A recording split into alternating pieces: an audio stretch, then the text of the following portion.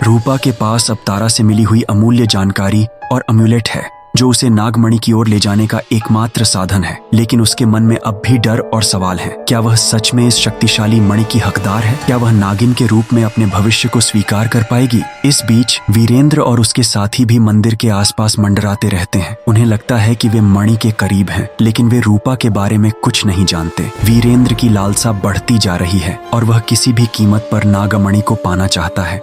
मंदिर का रहस्य अब और गहराने लगा है। रात का समय है और रूपा तारा के साथ मंदिर के गर्भगृह में प्रवेश करने के लिए तैयार है। मंदिर की दीवारों पर उकेरी गई पुरानी नक्काशी और धुंधले चित्र उसे बार बार नागिन के रूप में उसके असली रूप की याद दिलाते हैं। जैसे ही वे मंदिर के अंदर कदम रखते हैं, अजीब सी शक्ति रूपा को महसूस होती है। उसकी आंखें एक बार फिर से चमकने लगती हैं और उसके भीतर की नागिन शक्ति जागृत होने लगती है। तारा उसे शांत रहने और अपनी शक्ति पर नियंत्रण रखने की सलाह देती है। उधर वीरेंद्र और उसके साथी मंदिर के बाहर एक गुप्त दरवाजे का पता लगाते हैं। वे मंदिर के भीतर घुसने की कोशिश कर रहे हैं, लेकिन वीरेंद्र को एक अजीब डर महसूस होता है। उसे लगता है कि मंदिर में कुछ छिपी हुई शक्तियां हैं जो उसकी राह में बाधा बन सकती हैं। संघर्ष की शुरुआत अब पास है। रूपा अपनी नई शक्तियों के साथ नागमणि की खोज के करीब पहुंच रही है। तारा उसे हर कदम पर सावधान कर रही है, क्योंकि वह जानती है कि नागमणि केवल एक शक्ति नहीं है, बल्कि यह शक्ति के साथ एक महान बलिदान भी मांगती है। जैसे ही रूपा नागमणि के पास पहुंचती है,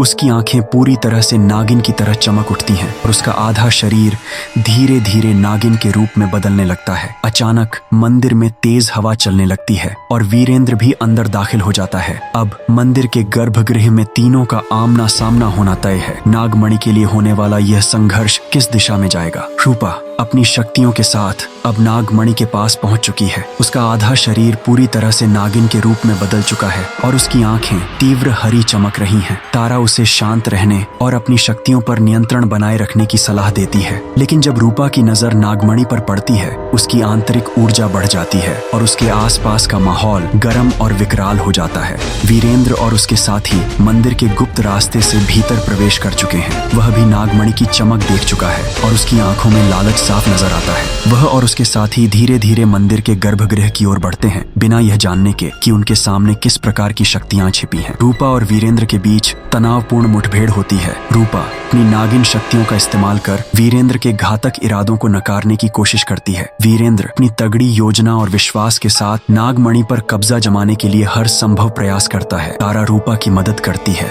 उसे आत्मविश्वास और शक्ति प्रदान करती है ताकि वह वीरेंद्र की चालों का सामना कर सके। तारा की शक्ति और ज्ञान भी वीरेंद्र के खिलाफ महत्वपूर्ण भूमिका निभाते हैं। मंदिर के भीतर की ऊर्जा और हवा में एक भयंकर तूफान उठने लगता है, जो यह संकेत देता है कि नागमणि को पाने के लिए बड़ा बलिदान देना होगा। पुरानी नक्काशियां और रहस्यमय चित्र भी इस संघर्ष को और भी रहस्यमय बना देते हैं। रूपा अपने नागिन रूप को पूरी तरह से स्वीकार करती है और अपनी पूरी शक्ति का उपयोग करती है। वह वीरेंद्र की चालाकियों का मुकाबला करती है, लेकिन संघर्ष के दौरान उसे अपने अंदर की शक्ति को सही दिशा में उपयोग करने के लिए एक महत्वपूर्ण निर्णय लेना होता है।